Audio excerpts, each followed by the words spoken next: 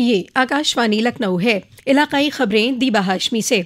वजीर आजम नरेंद्र मोदी आज अपने पार्लिमानी हल्के बनारस के दौरे पर रहेंगे। तकरीबन 6 घंटे के अपने पार्लिमानी हल्के बनारस दौरे के दौरान वजीर आजम अलग अलग 3 प्रोग्रामों में हिस्सा लेंगे। वजीर आजम का इस्तकबाल उत्तर प्रदेश की गवर्नर आनंदीबेन पटेल और वजीर आला योगी आदित्यनाथ करेंगे। वजीर आजम बनारस दौरे के दौरान 1500 करोड़ रुपए से ज्यादा के तरक्याती प्रोजेक्टों का इफ्तिताह करेंगे। वजीर आजम दोपहर तकरीबन 1:30 बजे बनारस में बैनुल-अक़वामी क्रिकेट स्टेडियम का इफ्तिताह करेंगे। 451 करोड़ रुपए की लागत से बनने वाले क्रिकेट स्टेडियम के संगे बुनियाद के मौके पर सचिन तेंदुलकर, सुनील गावस्कर, रवि शास्त्री, करसन घावरी, दिलीप वेंगसकर, मदन लाल, गुंडप्पा विश्वनाथ और कपिल देव जैसे अजीम खिलाड़ियों के मौजूद रहने की उम्मीद है।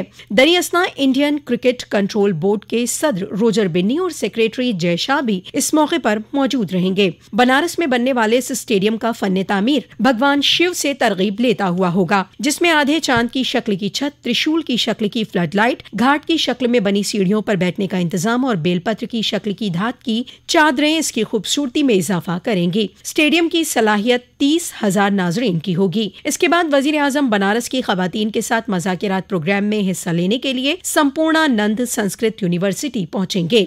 नारी शक्ति वंदन अभिनंदन नाम के इस प्रोग्राम में तकरीबन 5,000 खवातीन के जुड़ने की उम्मीद है। प्रोग्राम में खवातीन रिजर्वेशन बिल पास होने पर वजीर आजम का इस्तकबाल करेंगी।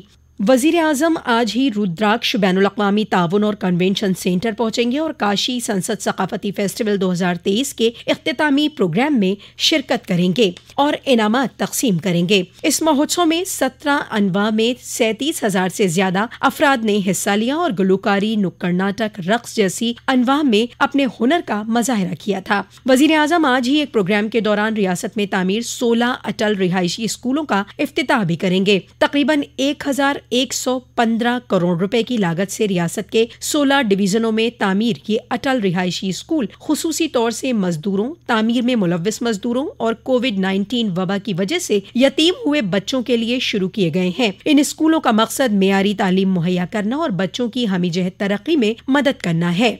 वाज़ेह है कि वजीर आजम नरेंद्र मोदी के साथ गवर्नर आनंदीबेन पटेल और वजीर आला योगी आदित्यनाथ भी मौजूद रहेंगे। वजीर आजम बनारस दौरे के दौरान 3 सतही हिफाजती घेरे में रहेंगे। वजीर आजम के तहफ़्फ़ुज़ में 15 IPS अफसरान की ड्यूटी लगाई गई है। कर्ब-जुवार के इजलास से 12 additional police commissioner, 25 DSP, 30 inspector, 750 SI, 850 head constable और कांस्टेबल, 1 कंपनी PAC और 5 कंपनी CAPF की तैनाती भी की गई है।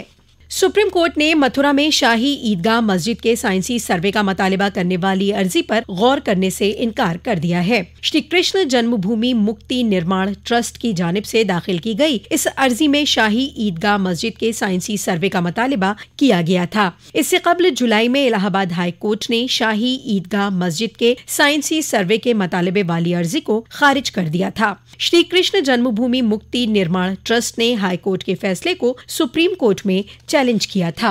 वजीर आला योगी आदित्यनाथ ने इजला में तैनात पुलिस एहलकारों के लिए रिहायशी इमारतों और गैर रिहायशी इमारतों, हॉस्टल, बैरक, डिस्कशन रूम और पुलिस चौकी कंसल्टेशन सेंटर की इमारत की तामीर की मंजूरी देते हुए 9 इजला मेरठ, संत कबीर नगर, कासगंज, मऊ, महोबा, प्रतापगढ़, फिरोजाबाद, लखीमपुर खीरी और मुरादाबाद के लिए 22 करोड़ 29 लाख रुपए से ज्यादा की रकम की मंजूरी दे दी है। प्रिंसिपल सेक्रेटरी दाखिला ने कल लखनऊ में ये इत्तला दी।